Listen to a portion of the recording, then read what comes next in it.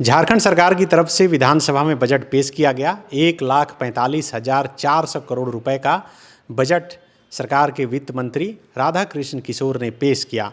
सरकार इसे अगुआ बजट बता रही है और कह रही है यह बजट विजनरी है। आने वाले दिनों में झारखंड में इसका और अधिक प्रभाव देखने को मिलेगा। इस वक्त बात करने के लिए हमारे साथ बीजेपी के प्रदेश प्रवक्ता अजय शाह हैं। इनसे समझेंगे कि आखिर बजट में क्या कुछ है, कहाँ कमी है, जिस पर सरकार को और आम व्यक्ति को भी ध्यान देने की ज़रूरत है। आम भाषा में समझने की कोशिश करेंगे। अजय जी, सरकार कह रही है कि ये अगुआ बजट है, हर किसी का ख्याल इस बजट में रखा गया है। आप कैसे देखते हैं, कैसा बजट है ये? देखिए, बजट अगर आप देखेंगे तो बजट में जब माननीय वित्त मंत्री जी का जब भाषण स्टार्ट हुआ तो भाषण में उन्होंने कई सारी बातें कही और अपना ओपनिंग रिमार्क्स जो उन्होंने रखा था वो रखा था 1,36,000 करोड़ पर अपना ओपनिंग रिमार्क्स उन्होंने रखा था। तो सबसे पहली बात उन्होंने एक कोट किया वहाँ पर, मैं तो प्रत्यक्ष वहाँ पर था अभिभाषण में। उन्होंने कहा कि भाई हम एक आम साहूकार से भी पैसे लेते हैं तो उसको हम इंटरेस्ट पे करते हैं, तो भारत सरकार से इंटरेस्ट जो हम लेकर करेंगे। लेकिन सुप्रीम कोर्ट ने जो India cement versus state of Tamil Nadu में जो इस केस को इसका जिक्र किया, वहाँ साफ साफ सुप्रीम कोर्ट ने कहा है कि इस पैसे में कोई भी टैक्स, कोई भी पेनल्टी, कोई भी इंटरेस्ट जो है वो नहीं दिया जाना है। यानी कि सदन के अंदर में, हाउस के अंदर में वित्त मंत्री जी ने सुप्रीम कोर्ट का जो जजमेंट था उसका क्लियर वायलेशन किया। उसके बाद सुप्रीम कोर्ट ने कहा कि अगर पैसे लेने में अगर ज़रूरत पड़ी तो हम जो है कानूनी प्रक्रिया को अपनाएंगे, कानूनी रूप से हम आगे जाएंगे। तो जाहिर सी बात है कानूनी रूप से हो जाए, क्योंकि सुप्रीम कोर्ट से बाहर आया। तो हमारा तो ये कहना है कि आप आज तक जो है कोर्ट क्यों नहीं गए, कोर्ट में आप एक पार्टी बन जाते हैं। अब हम बजट पे आते हैं। बजट में जहाँ तक हम देखेंगे तो बजट में बताया गया कि 1,45,000 करोड़ का बजट जो बताया गया, और इस 1,45,000 करोड़ में जो बहुत मुख्य बात वो ये है कि मैया सम्मान योजना के लिए उन्होंने जो एक बजट अलॉट कर दिया लगभग 13,000 करोड़ का। तो ये तो अच्छी बात है कि मैया सम्मान योजना को बजट के थ्रू दिया गया, क्योंकि हम बार बार इस मुद्दे को उठा रहे थे कि आप बजट अलॉकेट कीजिए तभी आप इसको दे पाएंगे। लेकिन अगर हम देखेंगे तो मैया सम्मान के लिए जो पैसा लिया गया है, ये कुल मिलाकर के इसकी टोपी उसके सर है, इसके अलावा कुछ नहीं है। बहुत लोग भले इसको कोई अगर नहीं देखे ढंग से, तो मैं जो पिछले 5 साल का बजट देख रहा था, तो बजट में जो डेटा सामने आ रहा है उस डेटा में ग्रामीण विकास और जो रूरल वर्क्स होते हैं, यानी रूरल डेवलपमेंट में बहुत सारे काम होते हैं, अबू आवास योजना, इंदिरा आवास योजना वगैरह है। तो पिछले साल का बजट जो था वो था 18,000 करोड़ का बजट था। 18,500 ग्रामीण विकास, जी बिल्कुल, 18,500 करोड़ का बजट था। इस साल जो इनका ग्रामीण विकास का जो बजट है वो है 9,800 करोड़ का बजट है। अगर इसमें ग्रामीण कार्य को भी जोड़ दे तो ये 14,000 करोड़ के आसपास आएगा। यानी कि रूरल डेवलपमेंट, गांवों के विकास में सीधा 4,000 करोड़ रुपये आपने कम कर दिया है। तो इसमें 4,000 करोड़ काट लिया गया ग्रामीण कार्य और ग्रामीण विकास। बिल्कुल बिल्कुल बिल्कुल। यानी कि पिछले साल से अगर हम कंपेयर करें, यानी पिछले साल आपने जितना बजट दिया था ग्रामीण के विकास के लिए, इस साल उसमें 4,000 करोड़ रुपये आपने जो है कम दिया है। ठीक है, पहली बात ये है। दूसरी बात, सड़कें और पुल ज़्यादातर कहाँ बनती है? अगेन ग्रामीण इलाके में बनती है। पिछले साल जो बजट था वो था 6,300 करोड़ का, पिछले साल का बजट। और इस साल जो इन्होंने बजट किया है वो है 5,900 करोड़ का, यानी कि लगभग 1,400 करोड़ रुपये अगेन इसमें भी कम। सड़क में भी, सड़क और पुलिया का निर्माण में 1,400 करोड़ रुपये का बजट कम किया गया। सरकार तो कह रही है कि सड़कें बहुत बन गई है, अब तो ज़रूरत ही नहीं है। नहीं, हाँ ठीक है। अब ये सरकार का लॉजिक होगा कि हमने बना दिया, ज़रूरत नहीं है। तो आप ये आम आदमी से पूछिए उनको सड़क की ज़रूरत है कि नहीं, तो आप गाँव में जाकर पता की ज़रूरत है कि नहीं है, मतलब मरम्मत वगैरह की ज़रूरत। तीसरी बात, अगर हम बात करें इसमें ST, SC और OBC और अल्पसंख्यक आयोग, ये जो होता है, हाँ, इसमें अगर देखेंगे तो इसमें 130 करोड़ रुपए का बजट जो है वो स्लैश किया गया है।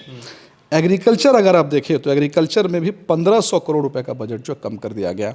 और कैलकुलेशन मैथमेटिकल अगर आप इन सारे बजट को जोड़ेंगे तो ये अप्रॉक्सीमेटली 13,000 करोड़ रुपए जो वो आ जाता है।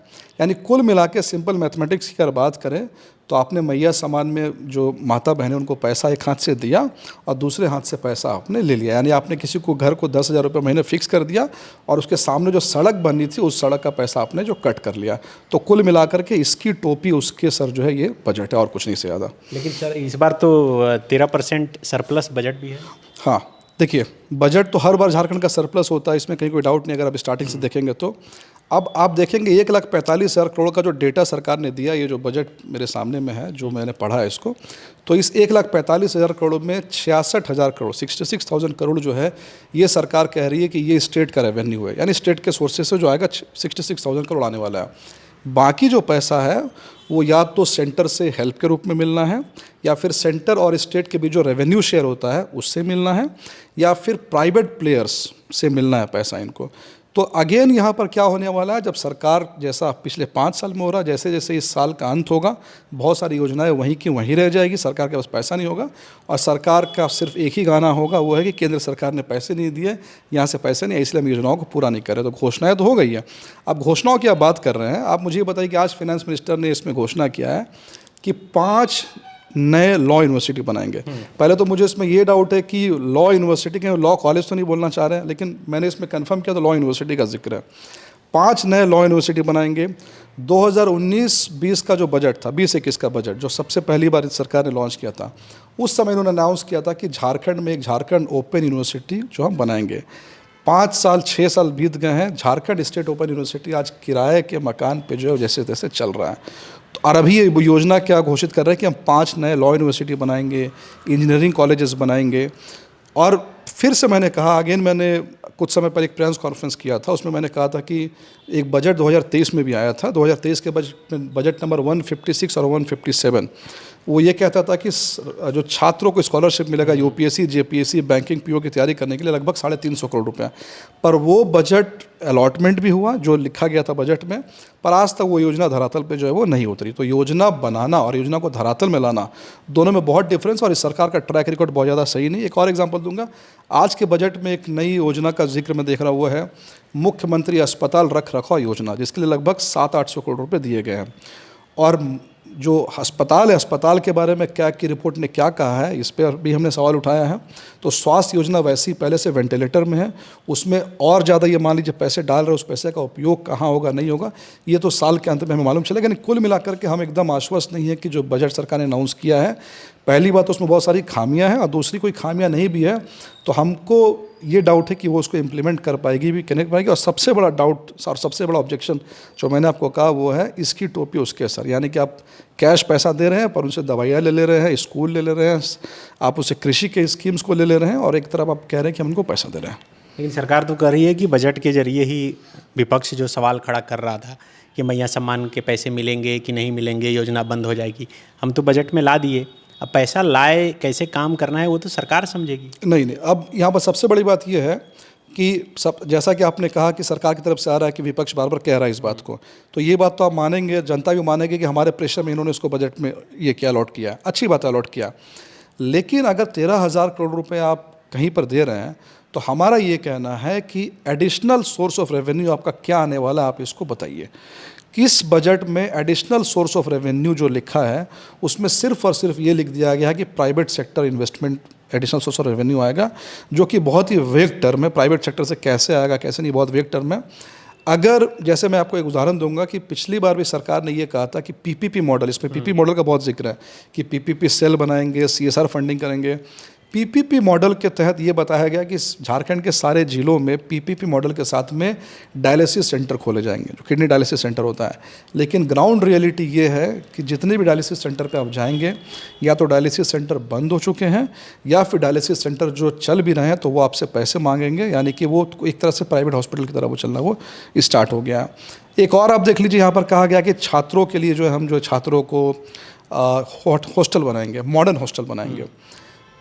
लगभग 5 साल पहले अगेन सरकार ने बजट में कहा था कि महिलाओं के लिए 1 स्टॉप शेल्टर, नारी निकेतन या फिर वर्किंग हॉस्टल का निर्माण किया जाएगा। मैं ओपन आपसे पब्लिक डोमेन में भी बात कह रहा हूँ, रांची के अंदर में, मैं तो दूसरे डिस्ट्रिक्ट्स की बात ही नहीं कर रहा हूँ, रांची के अंदर में जो नारी निकेतन है, नारी निकेतन मतलब अगर महिलाओं के साथ में बलात्कार होता है, यौन शोषण होता है, कोई सी घटना होती है तो उनको नारी निकेतन में शेल्टर दिया जाता है। नारी निकेतन पिछले 4 साल से बंद पड़ा हुआ है। बंद इसीलिए पड़ा हुआ है क्योंकि उसको पैसे ही नहीं मिल रहे थे। नारी निकेतन वालों का राशन दुकान तक का पैसा बाकी है। वो लोग अभी हाईकोर्ट में केस लड़ रहे हैं कि सरकार ने खुलवा तो दिया, पैसे हमें नहीं दे रही है।